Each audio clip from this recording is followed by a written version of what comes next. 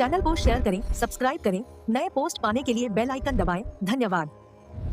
ओम नमो हनुमते श्रीरामदूताय रुद्रात्मकाय हुम फट स्वाहा। सिद्ध मंत्र तंत्र पर आपका स्वागत है। एक समय की बात है जब देवता भी हार मान चुके थे। रावण के आतंक से तीनों लोग थर-थर काँप रहे थे। ब्रह्मा जी ने कहा, इस असुर का अंत सिर्फ एक ही शक्ति कर सकती है, वह शक्ति जो पालन और संहार दोनों को एक साथ धारण करे। तब भगवान विष्णु ने श्री राम का रूप लिया, पालन की शक्ति, और शिव ने हनुमान का रूप लिया, संहार की शक्ति। यही कारण है कि हनुमान जी को रुद्रात्मक कहा जाता है। रुद्र का अवतार, शिव की शक्ति, श्री राम के परम दूत। जब ये दोनों महाशक्तियाँ एक मंत्र में आती है तो वह मंत्र साधारण नहीं रहता, वह बन जाता है दो ब्रह्मांडीय शक्तियों का संगम। इस मंत्र में हुम रुद्र का बीज है, भय का नाश करने वाला। फट प्रहार का बीज है, शत्रु पर तत्काल वज्र की तरह गिरने वाला। स्वाहा अग्नि को आहुति है, जो भी बाधा हो वह भस्म हो जाए। जिस साधक ने इस मंत्र को सिद्ध कर लिया, उसके जीवन में न भय रहा, न शत्रु टिका, न कोई संकट ठहरा। अब बात करते हैं साधना की, और यह साधना एकदम अलग है। मंगलवार की रात सूर्यास्त के बाद एकांत में बैठे, लाल वस्त्र पहने, दक्षिण दिशा की ओर मुख करे। यही वह दिशा है जिस ओर हनुमान जी लंका विजय करने गए थे। 5 बत्तियों का घी का दीपक जलाए, अनामिका उंगली से सिंदूर लेकर हनुमान जी की प्रतिमा पर तिलक करे, 7 लाल गुड़हल के फूल सामने रखे। अब जप शुरू करे। पहले 27 जप करे, फिर एक फूल चढ़ाए, फिर 27 जप, दूसरा फूल। इसी तरह 4 बार, कुल 108 जप पूरे होंगे, और चारों फूल हनुमान जी के चरणों में। जप पूरा होने के बाद आंखें बंद करे, मन में श्री राम का चेहरा देखे और हनुमान जी को उनके चरणों में बैठे हुए देखे। यह 5 मिनट का ध्यान इस साधना को 10 गुना शक्तिशाली बना देता है। यह साधना 11 मंगलवार तक करे, परिणाम स्वयं बोलेगा। यह सनातन धर्म का वह अमृत ज्ञान है जो हमारे ऋषि मुनियों ने हजारों वर्षों की तपस्या से अर्जित किया, और आज यह आप तक पहुंच रहा है। इस मंत्र को श्रद्धा और पूर्ण विश्वास के साथ जपे, भगवान की कृपा अवश्य बरसेगी। जय सनातन, जय नाथ आदेश। ओम नमो हनुमते श्रीरामदूताय रुद्रात्मकाय हुम फट स्वाहा। ओम नमो हनुमते श्रीरामदूताय रुद्रात्मकाय हुम फट स्वाहा। ओम नमो हनुमते श्रीरामदूताय रुद्रात्मकाय हुम फट स्वाहा। ओम नमो हनुमते श्रीरामदूताय रुद्रात्मकाय हुम फट स्वाहा। ओम नमो हनुमते श्रीरामदूताय रुद्रात्मकाय हुम फट स्वाहा। ओम नमो हनुमते श्रीरामदूताय रुद्रात्मकाय हुम फट स्वाहा। ओम नमो हनुमते श्रीरामदूताय रुद्रात्मकाय हुम फट स्वाहा। ओम नमो हनुमते श्रीरामदूताय रुद्रात्मकाय हुम फट स्वाहा।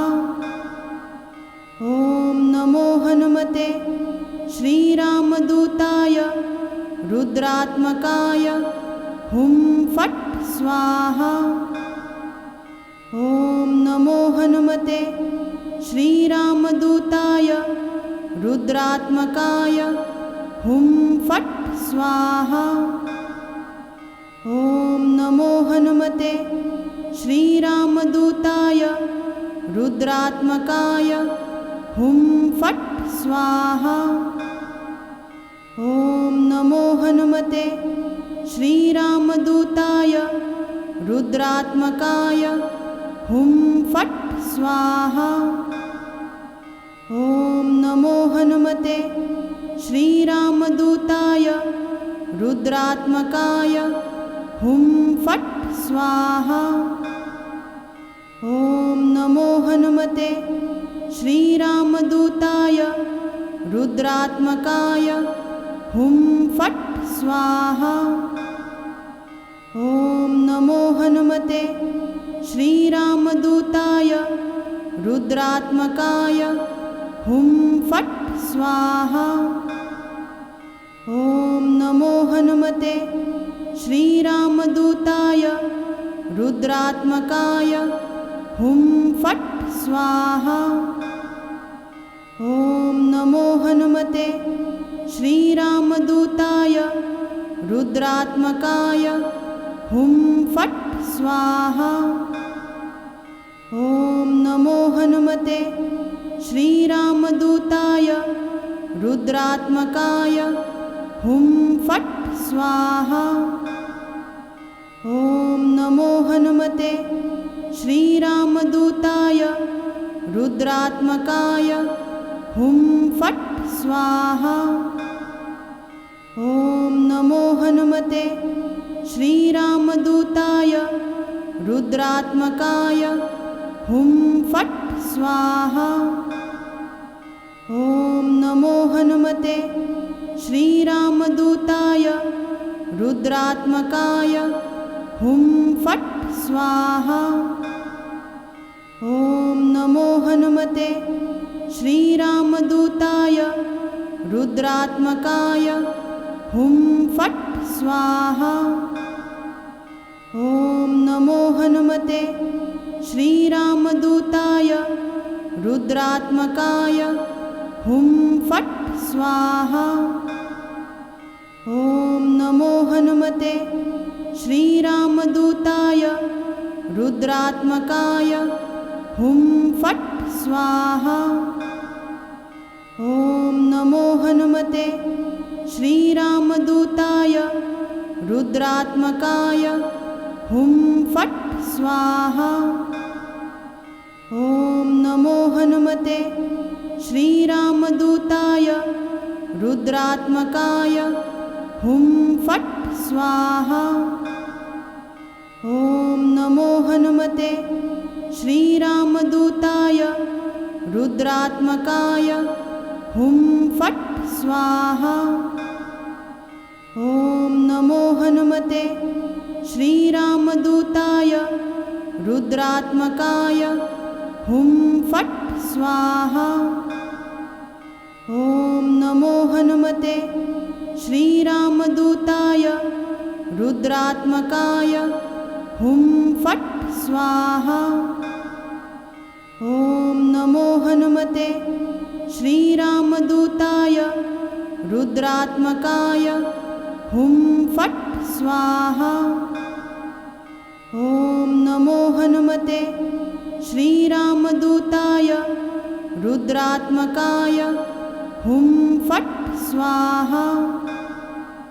ॐ नमो हनुमते श्रीरामदूताय रुद्रात्मकाय हुं फट् स्वाहा। ॐ नमो हनुमते श्रीरामदूताय रुद्रात्मकाय हुं फट् स्वाहा।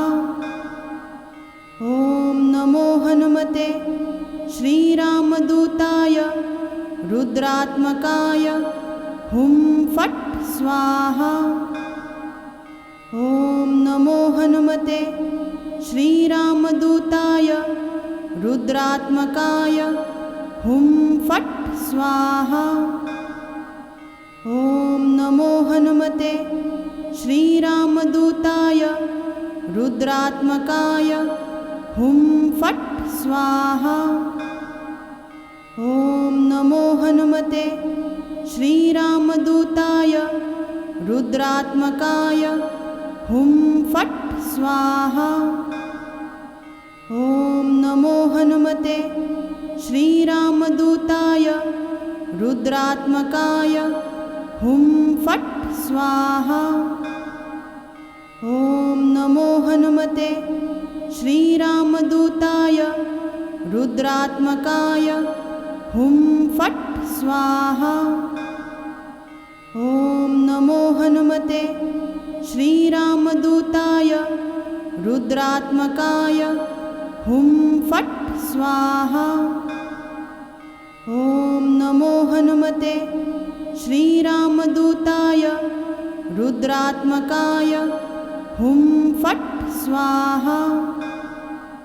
ॐ नमो हनुमते श्रीरामदूताय रुद्रात्मकाय हुं फट् स्वाहा। ॐ नमो हनुमते श्रीरामदूताय रुद्रात्मकाय हुं फट् स्वाहा। ॐ नमो हनुमते श्रीरामदूताय रुद्रात्मकाय हुं फट् स्वाहा। ॐ नमो हनुमते श्रीरामदूताय रुद्रात्मकाय हुं फट् स्वाहा। ॐ नमो हनुमते श्रीरामदूताय रुद्रात्मकाय हुं फट् स्वाहा। ॐ नमो हनुमते श्रीरामदूताय रुद्रात्मकाय हुं फट् स्वाहा। ॐ नमो हनुमते श्रीरामदूताय रुद्रात्मकाय हुं फट् स्वाहा। ॐ नमो हनुमते श्रीरामदूताय रुद्रात्मकाय हुं फट् स्वाहा। ॐ नमो हनुमते श्रीरामदूताय रुद्रात्मकाय हुं फट् स्वाहा। ॐ नमो हनुमते श्रीरामदूताय रुद्रात्मकाय हुं फट् स्वाहा। ॐ नमो हनुमते श्रीरामदूताय रुद्रात्मकाय हुं फट् स्वाहा। ॐ नमो हनुमते श्रीरामदूताय रुद्रात्मकाय हुं फट् स्वाहा। ॐ नमो हनुमते श्रीरामदूताय रुद्रात्मकाय हुं फट् स्वाहा। ॐ नमो हनुमते श्रीरामदूताय रुद्रात्मकाय हुं फट् स्वाहा। ॐ नमो हनुमते श्रीरामदूताय रुद्रात्मकाय हुं फट् स्वाहा। ॐ नमो हनुमते श्रीरामदूताय रुद्रात्मकाय हुं फट् स्वाहा। ॐ नमो हनुमते श्रीरामदूताय रुद्रात्मकाय हुं फट् स्वाहा। ॐ नमो हनुमते श्रीरामदूताय रुद्रात्मकाय हुं फट् स्वाहा। ॐ नमो हनुमते श्रीरामदूताय रुद्रात्मकाय हुं फट् स्वाहा। ॐ नमो हनुमते श्रीरामदूताय रुद्रात्मकाय हुं फट् स्वाहा। ॐ नमो हनुमते श्रीरामदूताय रुद्रात्मकाय हुं फट् स्वाहा। ॐ नमो हनुमते श्रीरामदूताय रुद्रात्मकाय हुं फट् स्वाहा। ॐ नमो हनुमते श्रीरामदूताय रुद्रात्मकाय हुं फट् स्वाहा। ॐ नमो हनुमते श्रीरामदूताय रुद्रात्मकाय हुं फट् स्वाहा। ॐ नमो हनुमते श्रीरामदूताय रुद्रात्मकाय हुं फट् स्वाहा। ॐ नमो हनुमते श्रीरामदूताय रुद्रात्मकाय हुं फट् स्वाहा। ॐ नमो हनुमते श्रीरामदूताय रुद्रात्मकाय हुं फट् स्वाहा।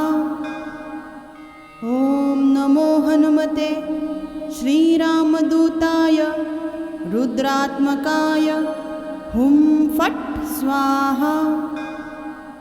ॐ नमो हनुमते श्रीरामदूताय रुद्रात्मकाय हुं फट् स्वाहा।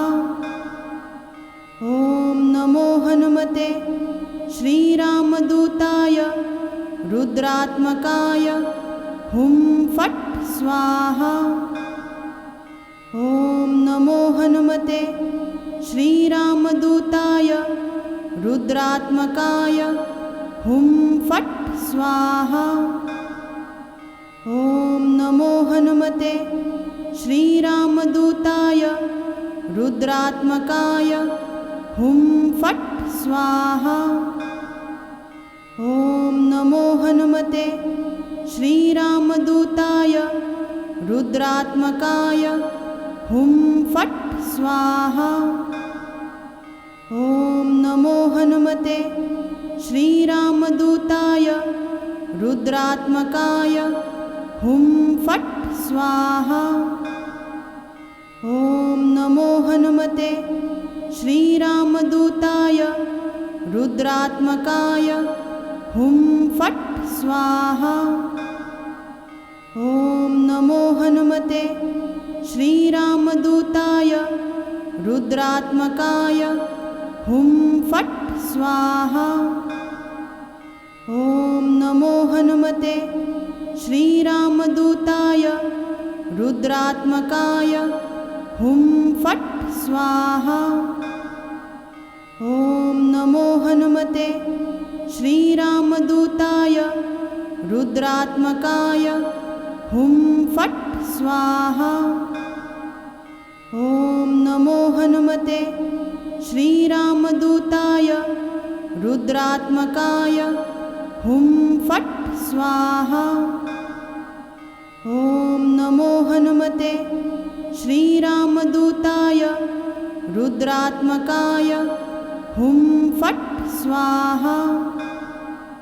ॐ नमो हनुमते श्रीरामदूताय रुद्रात्मकाय हुं फट् स्वाहा। ॐ नमो हनुमते श्रीरामदूताय रुद्रात्मकाय हुं फट् स्वाहा। ॐ नमो हनुमते श्रीरामदूताय रुद्रात्मकाय हुं फट् स्वाहा। ॐ नमो हनुमते श्रीरामदूताय रुद्रात्मकाय हुं फट् स्वाहा। ॐ नमो हनुमते श्रीरामदूताय रुद्रात्मकाय हुं फट् स्वाहा। ॐ नमो हनुमते श्रीरामदूताय रुद्रात्मकाय हुं फट् स्वाहा। ॐ नमो हनुमते श्रीरामदूताय रुद्रात्मकाय हुं फट् स्वाहा। ॐ नमो हनुमते श्रीरामदूताय रुद्रात्मकाय हुं फट् स्वाहा। ॐ नमो हनुमते श्रीरामदूताय रुद्रात्मकाय हुं फट् स्वाहा। ॐ नमो हनुमते श्रीरामदूताय रुद्रात्मकाय हुं फट् स्वाहा। ॐ नमो हनुमते श्रीरामदूताय रुद्रात्मकाय हुं फट् स्वाहा। ॐ नमो हनुमते श्रीरामदूताय रुद्रात्मकाय हुं फट् स्वाहा। ॐ नमो हनुमते श्रीरामदूताय रुद्रात्मकाय हुं फट् स्वाहा। ॐ नमो हनुमते श्रीरामदूताय रुद्रात्मकाय हुं फट् स्वाहा। ॐ नमो हनुमते श्रीरामदूताय रुद्रात्मकाय हुं फट् स्वाहा। ॐ नमो हनुमते श्रीरामदूताय रुद्रात्मकाय हुं फट् स्वाहा। ॐ नमो हनुमते श्रीरामदूताय रुद्रात्मकाय हुं फट् स्वाहा।